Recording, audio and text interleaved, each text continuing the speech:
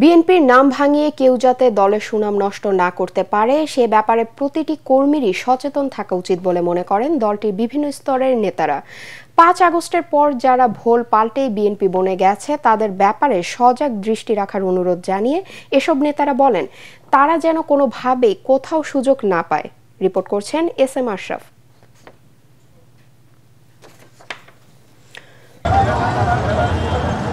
সম্প্রতি দুটি ঘটনা আলোড়ন তুলেছে গণমাধ্যমে। আওয়ামী লীগের রাজনীতিতে সম্পৃক্ত থাকা অর্জিনা পারভীন চাঁদনী গাইবান্ধার পলাশবাড়িতে পেয়েছেন মহিলা দলের সভাপতি পদ। এছাড়া চট্টগ্রামে ফটিকছড়ি উপজেলার জাফতনগর ইউনিয়নে বিএনপির কমিটিতে স্থান পেয়েছেন আওয়ামী লীগের আনোয়ার হোসেন। এসব হাইব্রিডদের থেকে সতর্ক থাকতে বহুদিন ধরেই বলে আসছে বিএনপির হাইকমান্ড। এখন অনেক সময় অনেক সুযোগ নিতে যাবে, যেহেতু দলের একটি সাংগঠনিক কাঠামো রয়েছে এবং সুদৃঢ় কাঠামো রয়েছে এবং তার নেতা কর্মীরা দীর্ঘ 16 বছরের রাজপথে পরীক্ষিত সৈনিক। অনেক নেতাকর্মী আত্মহত্যা দিয়েছে, পঙ্গুত্ববরণ করেছে, গুম করা হয়েছে। সুতরাং এখানে নতুন করে এই যারা আসতে চায় তারা হয়তো বা আওয়ামী লীগ থেকে শিক্ষা নিয়ে একটা বেনিফিশিয়ারি নতুন গ্রুপ, কিন্তু যেহেতু আমাদের দল তৃণমূল পর্যায়ে থেকে যে সাংগঠনিক কাঠামো রয়েছে তারা এসে সুবিধা করতে পারবে না। তৃণমূল থেকেই এর প্রতিবাদ করা হবে এবং দলের সর্বোচ্চ পর্যায় থেকে এই বারবার এই ব্যাপারে সতর্কবার্তা দেওয়া হচ্ছে। যারা আন্দোলন সংগ্রামে ছিল, দুঃসময়ের দলে ছিল, রাজপথে ভূমিকা আছে, যাদের নেতৃত্বে এই গণ অভ্যুত্থান হয়েছে তাদের সাথে সহযোগিতা করার জন্য এবং যারা এই রাজপথে ছিল তাদেরকে নিয়ে দলকে সুসংগঠিত করার জন্য, কিন্তু দলে যে অনুপ্রবেশকারী বা নতুনভাবে যারা আসতে চায় দলে, দুঃসময় ছিল না, তাদেরকে নিয়ে তারেক রহমান স্পষ্ট ভাষায় বলে দিয়েছেন তাদের ঠাঁই এই দলে হবে না। বসুন্ধরা টিস্যুতে ছাড়ের ছড়াছড়ি। বসুন্ধরা টিস্যু নিয়ে এলো নিশ্চিত ছাড়।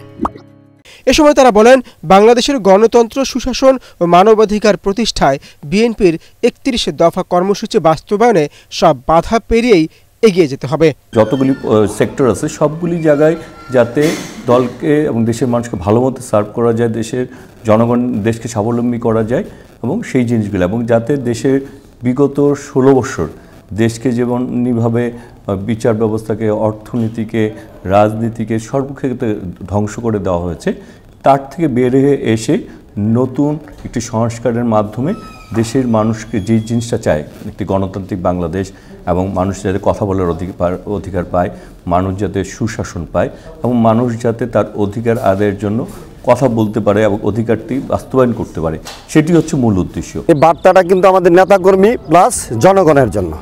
জনগণের মেসেজটা হলো এরকম যে আগে যে দুর্নীতিবাজ, দখলবাজ, চাঁদাবাজ, সন্ত্রাস ছিল, সেই সন্ত্রাস নৈরাজ্যের বিরুদ্ধে আমাদের যে আন্দোলন হয়েছে, যে গণ অভ্যুত্থান হয়েছে, সেই অভ্যুত্থান কিন্তু এই শুধু চাঁদাবাজির কারণে, সন্ত্রাসীর কারণে, দুর্নীতির কারণে, নৈরাজ্যবাদের কারণে হয়েছে, ফেসিবাদের কারণে হয়েছে।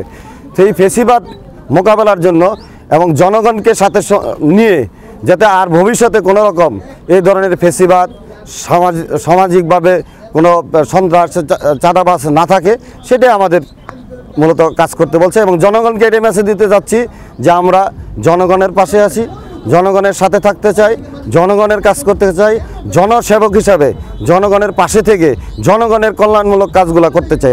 দলীয় প্রতীক পেলেই নির্বাচনে জয় পাওয়া যাবে, এসব চিন্তা বাদ দিয়ে প্রতিটি নেতাকর্মীকে জনসম্পৃক্ততা বাড়ানোর পরামর্শ দেন এসব নেতারা।